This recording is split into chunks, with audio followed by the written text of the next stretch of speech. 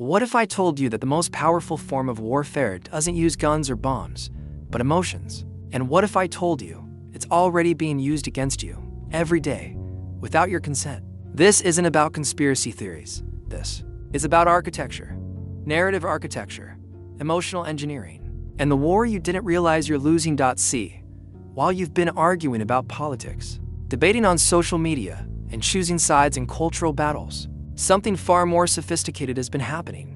Your mind, your capacity to think independently, has become a battlefield. And the strangest part, you've been recruited as a soldier in a war against yourself.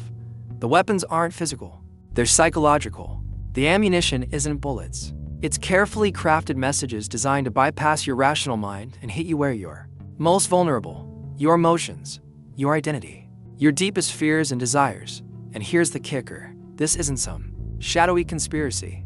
It's right out in the open.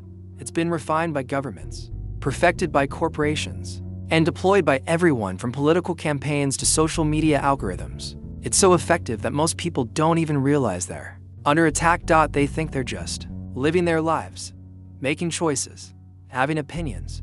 But what if those aren't really your choices? What if those aren't really your opinions? If you value content that doesn't treat you like an idiot, and you want to learn how to think clearly, again, subscribe, because over the next 30 minutes we're going to break the spell. We're going to examine the invisible war being fought for your mind, and more importantly, we're going to figure out how to stop being a casualty. Let's begin. The battlefield is your mind. The enemy doesn't want your destruction. They want your unconscious cooperation. This is what military strategists call psychological warfare, but it's evolved far beyond anything Sun Tzu could have imagined. We're not talking about leaflets dropped from planes or propaganda posters on walls. We're talking about sophisticated, scientifically backed methods of perception management that operate at the level of your nervous system. The former military officer Michael Aquino, who worked on psychological operations, put it this way: mind war is the deliberate, aggressive convincing of all participants that the war is already lost or won. Think about that for a moment. The goal isn't to defeat you in battle, it's to convince you that the battle is already over, that resistance is futile, that your only choice is to surrender to the dominant narrative. This is happening on multiple fronts simultaneously. In marketing, they call it neuromarketing, using brain science to trigger purchasing decisions before your conscious mind even knows what's happening. In politics, they call it messaging, crafting emotional appeals that make certain policy positions feel inevitable, natural, common sense. In media, they call it narrative framing, presenting information in a way that predetermines how you'll interpret it. On social media, they call it engagement optimization, feeding you content that keeps you scrolling, clicking, reacting, without ever quite satisfying you. But here's what they all have in common: they're not trying to convince your rational mind. They're trying to condition your emotional responses. They're not presenting arguments, they're creating psychological dependencies. The classical techniques are still there: repetition, authority, social proof, scarcity, fear. But they've been refined, automated, and scaled to a degree that would make Edward Bernays weep with envy. Your smartphone knows more about your psychological profile than you do. It knows when you're lonely, when you're anxious, when you're bored, when you're horny, when you're angry. And it feeds you exactly the right content to keep you in whatever emotional state is most profitable. This isn't speculation. This is documented. The technology exists. The research is published. The patents are filed. The only question is, now that you know this, what are you going to do about it? Because the war for your mind isn't coming. It's already here, and you're losing. Here's where it gets really interesting. Governments and corporations don't try to convince you anymore. They try to condition you. And they do this through a sophisticated manipulation of the relationship between message and narrative. Let me explain what I mean. The message is emotional. It's what you feel. The narrative is logical. It's what you think you believe. But here's the crucial part: the message always comes first. Take the US Army's old recruiting slogan, "Be all you can be." That's not an argument. That's not information. That's a message hitting you at the level of identity and aspiration. It makes you feel something about yourself, about your potential, about what's possible. Only after you feel that message do you start constructing the narrative. The Army represents strength, honor, patriotism. Military service is a path to self-actualization. This is how I become the best version of myself. But notice what happened there. You didn't reason your way to supporting the military. You felt your way there, and then you found reasons to justify what you already felt. This is the fundamental insight that the CIA discovered during their research into mind control in the 1950s and 60s. You can't really control what people think, but you can control what they feel. And once you control what they feel, they'll do the thinking for you. Modern political campaigns understand this perfectly. They don't try to win debates. They try to win emotions. They don't present policy papers. They present emotional narratives about identity, belonging, threat, and salvation. Think about how this works in practice. A politician doesn't say, "Here's my detailed healthcare plan and why it's economically superior." They say, "Healthcare is a human right, or government can't run healthcare." These aren't arguments, they're emotional anchors they make. You feel something about yourself and your values. Only after you feel that anchor do you go looking for supporting evidence. And conveniently, there's always supporting evidence available. The internet has democratized cherry-picking. Whatever you want to believe, you can find a study, an expert, a community of people who share your newfound conviction. This is why political debates feel so frustrating and pointless. Everyone thinks they're arguing about facts and policies, but they're really just defending emotional positions they arrived at through entirely different means. The same thing happens in advertising. Nike doesn't try to convince you their shoes are technically superior. They show you athletes overcoming obstacles, pushing through pain, achieving greatness. The message is, you are capable of more than you know. The narrative you construct afterward is, Nike represents excellence, determination, the pursuit of greatness. But you don't buy Nike shoes because you rationally concluded they're the best. You buy them because you want to feel like the kind of person who wears Nike shoes. You believe in the narrative because you felt the message. And the scary part is, this process happens so automatically, so unconsciously, that you genuinely believe you're making rational decisions based on careful consideration of the facts. You're not. None of us are. We're all responding to emotional conditioning that's been carefully calibrated to bypass our critical thinking and hit us where we're most vulnerable. But here's where the psychological warfare gets really sophisticated. The goal isn't just to make you believe one particular narrative. The goal is to create a specific type of person, the conformist skeptic. This is someone who thinks they're too smart to be manipulated, but who has been conditioned into a state of strategic apathy. They don't believe anything fully, but they don't rebel either. They just comply. How does this work? Through deliberate confusion, by flooding you with competing narratives, contradictory expert opinions, and information overload until you can't figure out what's true anymore. The philosopher Byung-Chul Han calls this psychopolitics, the use of psychological manipulation to achieve political compliance. The insight is that you don't need to convince people of a particular truth. You just need to convince them that truth itself is unknowable. Once people believe that all narratives are equally suspect, that all experts are equally biased, that all information is equally unreliable, they stop trying to figure out what's actually happening. They become cognitively exhausted. They surrender their agency to whoever seems most confident, most authoritative, most able to provide simple answers in a complex world. This is why modern propaganda doesn't try to win your mind. It tries to break your will to think. It creates what researchers call learned helplessness at the epistemological level. You learn to be helpless about knowledge itself. Think about how this plays out in your daily life. You see a news story that outrages you. Then you see another story that contradicts the first story. Then you see a third story claiming both previous stories were fake news. Then you see a fact check of the fact checkers. Then you see a debunking of the debunking. What do? Eventually, you just stop caring. You retreat into your private life. You focus on things you can control. You become politically passive, intellectually numb, culturally compliant, and that's exactly what the system wants. Not your passionate support, your exhausted surrender. The goal isn't that you believe the official narrative. The goal is that you give up trying to understand what's really happening. You become a conformist skeptic, smart enough to distrust everything, too tired to investigate anything. You think you're being sophisticated and independent by refusing to take sides, but your refusal to take sides is itself a side. Your neutrality is a political position. Your apathy is a form of consent. This is the most insidious form of mind control ever developed. It doesn't force you to believe lies. It makes you too exhausted to seek truth. It doesn't make you love Big Brother. It makes you too tired to care who's in charge. And the beautiful thing, from the perspective of those in power, is that you'll defend this state of mind as intellectual maturity. You'll be proud of your skepticism, your refusal to be taken in by any particular narrative. You won't realize that your skepticism itself has been carefully manufactured to serve someone else's interests. Now let's talk about how this plays out in the information ecosystem. Because what we're witnessing isn't just bias or propaganda. It's the complete transformation of journalism into performance, and new media into tribal opinion. Traditional journalism has become addicted to narrative over facts. Journalists don't just report what happened. They craft stories about what happened. And stories require heroes, villains, conflict, resolution. They require emotional engagement. The problem is that reality is messy, complex, ambiguous. It doesn't naturally fit into neat story structures. So journalists have become like novelists, imposing narrative frameworks on events that don't actually support those frameworks. They're not lying, exactly.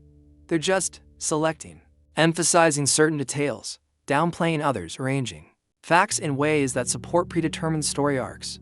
They're turning news into entertainment, information into emotional manipulation.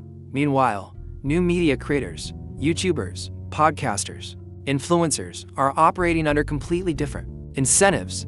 They don't need to maintain even the pretense of objectivity. They just need to maintain attention. And attention is most easily captured through tribal identity reinforcement. So, you get this bifurcated information landscape where traditional media is performing objectivity, while actually crafting emotional narratives, and new media is performing authenticity while actually reinforcing tribal biases. Both sides are competing for the same thing, your emotional engagement. And emotional engagement is most easily achieved through outrage, fear, tribal belonging, and moral superiority.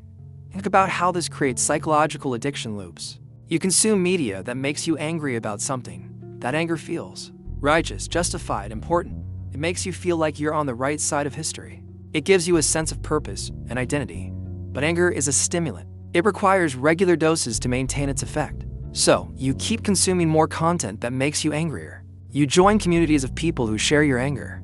You participate in collective outrage rituals. You get social rewards for expressing the right kind of anger at the right target stop before you know it. You're psychologically dependent on being outraged. You need your daily dose of righteous indignation to feel normal, to feel engaged, to feel like you matter. And this happens regardless of which side you're on. Conservative media and liberal media both use the same psychological techniques. Alternative media and mainstream media both create the same addiction patterns. The only difference is which targets they direct your anger toward. The result is that everyone feels like they're fighting the good fight, but no one is actually solving any problems.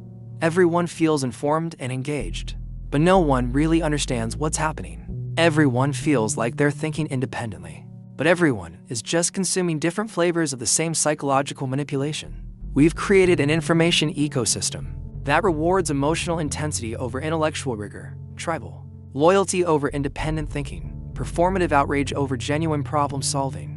And the most insidious part is that this system makes everyone feel like they're the smart ones, the awake ones, the ones who see through the manipulation. Whether you're on the left or the right, whether you trust mainstream media or alternative media, whether you're pro-establishment or anti-establishment, you feel like you're the one who's figured it out. But what if you're all being played? What if the entire left-right, mainstream alternative, establishment anti-establishment framework is itself a form of psychological manipulation, designed to keep you arguing about the wrong things, while the real power operates in spaces you never even think to look? What if the biggest conspiracy isn't that they're lying to you, but that they're giving you exactly what you want to hear? Let's get specific. Let's look at how narrative engineering works in real time with actual examples from recent years. Take the phrase safe and effective. During the COVID pandemic, this became a mantra repeated so frequently across all media platforms that it stopped being information and became conditioning. The repetition wasn't designed to convince your rational mind. It was designed to create an emotional association between certain medical interventions and feelings of safety and competence. Notice how the phrase works psychologically. Safe addresses your fear. Effective addresses your desire for competence and control. Together, they create an emotional anchor that makes questioning seem irrational, dangerous, and social. But here's the key insight. The phrase was never really about conveying information. It was about creating compliance through emotional conditioning. You weren't supposed to analyze what safe and effective actually meant in specific contexts. You were supposed to feel reassured and stop asking questions, or consider how geopolitical conflicts get packaged for public consumption. Take the Israeli-Palestinian conflict and specifically Netanyahu's media strategy. Regardless of your position on the conflict itself, you can observe how complex historical, Political and territorial disputes get reduced to simple narrative frameworks designed to generate emotional responses. One side becomes the plucky underdog fighting for survival. The other side becomes the aggressive oppressor threatening innocent people. The middle ground, the possibility that both sides have legitimate grievances and both sides have committed atrocities, becomes psychologically unavailable because it doesn't provide the emotional clarity that people crave. This isn't an accident. Political leaders understand that nuanced, complex explanations don't generate the kind of emotional energy needed to sustain public support for difficult policies. So they craft simple stories with clear heroes and villains, good guys and bad guys, us and them. The same thing happened after 9/11 in the United States. A complex geopolitical situation involving decades of US foreign policy in the Middle East got reduced to a simple narrative about freedom versus terrorism, civilization versus barbarism, good versus evil. This narrative was so emotionally powerful that it generated public consent for massive expansions of surveillance, military intervention, and executive power that would have been unthinkable just months before. People didn't rationally conclude that giving up civil liberties was worth it. They felt that resistance was unpatriotic, dangerous, naive. The same pattern is playing out with the war in Ukraine, a complex situation involving NATO expansion, Russian security concerns, Ukrainian sovereignty, and ethnic tensions in eastern Ukraine gets reduced to a simple story about democracy versus authoritarianism, David versus Goliath, freedom versus oppression. I'm not saying these conflicts don't involve real moral issues or that there aren't better and worse sides. I'm saying that the way these conflicts get presented to you has been carefully crafted to bypass your critical thinking and generate specific emotional responses that serve particular political interests. You're not being given the information you need to form independent judgments. You're being given the emotional conditioning you need to support predetermined conclusions. And here's the really sophisticated part. You're not being forced to support these conclusions. You're being manipulated into wanting to support them. You're being made to feel like supporting them is your own idea, your own moral choice, your own demonstration of being a good, smart, informed person. You don't decide what to think. You decide between the prepackaged options you've been given. You think you're exercising free will, but you're actually just choosing between different flavors of the same psychological manipulation. The real question isn't which side is right. The real question is, why are you only ever given sides to choose from? Here's the uncomfortable truth. This didn't start with social media or modern propaganda. You've been undergoing psychological conditioning your entire life, and you don't even realize it. From the moment you entered school, you were trained to respond to authority, to seek approval, to compete for limited rewards, to accept arbitrary rules without question. You were taught to sit still, raise your hand, wait for permission, give the expected answers. But more importantly, you were taught to use specific words in specific ways. Words like freedom, democracy, success, normal, healthy, good, bad. These weren't neutral descriptors you learned. They were preloaded with particular emotional associations and ideological assumptions. When you hear freedom, what do you feel? When you hear democracy, what images come to mind? When you hear success, what do you aspire to? These responses weren't randomly developed. They were carefully cultivated through years of exposure to particular narratives, symbols, and reward systems. Your entire vocabulary is a form of ideological programming. The concepts you use to think about the world were given to you by institutions that had particular interest in shaping how you think. But it goes deeper than language. Your emotional responses themselves have been conditioned. What makes you feel proud? What makes you feel ashamed? What makes you feel angry? What makes you feel afraid? These aren't natural responses. They're learned responses that reflect the values and priorities of the systems that raised you. Think about how this works with consumer culture. You didn't naturally develop a desire for the latest iPhone or the newest car or the trendiest clothes. You were trained to associate these objects with feelings of status, belonging, self-worth, and social acceptance. The same thing happens with political and cultural identities. You didn't naturally develop strong feelings about particular political parties or cultural movements. You were conditioned to see these affiliations as expressions of your deepest values and most important beliefs. The psychological experiments that revealed these mechanisms aren't secret. The Stanford Prison experiment showed how quickly people adopt authoritarian roles when placed in authoritarian systems. Milgram's obedience experiments showed how easily people can be manipulated into harming others when prompted by authority figures. Skinner's operant conditioning research showed how behavior can be shaped through carefully applied rewards and punishments. These insights have been systematically applied to education, marketing, politics, and media for decades. The techniques that work in laboratory settings work even better in real-world environments, where people don't know they're being experimented on. But here's the most insidious part. The conditioning is so complete that it feels like freedom. You feel like you're making independent choices, expressing your authentic self, following your own values and preferences. You don't realize that your preferences were manufactured. Your values were programmed.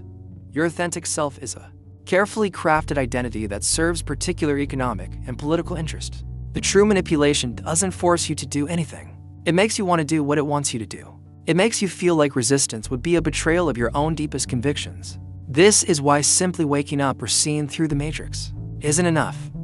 The conditioning isn't just in your thoughts. It's in your emotions, your reflexes, your automatic responses. It's in the very language you use to think and the very categories you use to understand reality. Breaking free requires more than just new information. It requires rebuilding your entire relationship with your own mind. So, where does this leave us? How do you reclaim your mind when you can't trust your own thoughts, emotions, or perceptions? The first step is recognizing that psychological warfare only works because you're emotionally exhausted. When you're tired, stressed, overwhelmed, or afraid, your critical thinking shuts down and your conditioning takes over. You revert to programmed responses because conscious thought requires energy you don't have. This is why the system keeps you in a constant state of low-level crisis, economic uncertainty, political polarization, cultural upheaval, information overload. These aren't bugs in the system, they're features. They keep you depleted to think clearly about what's really happening. The antidote isn't awakening in some mystical sense. It's not about discovering secret knowledge or joining the right tribe or finding the true ideology. It's about rebuilding your capacity to think independently, which is much harder and more uncomfortable than most people realize. Independent thinking means being willing to hold contradictory ideas in your mind without immediately resolving the tension. It means accepting uncertainty and ambiguity instead of rushing toward false clarity. It means questioning your own assumptions as rigorously as you question everyone else's.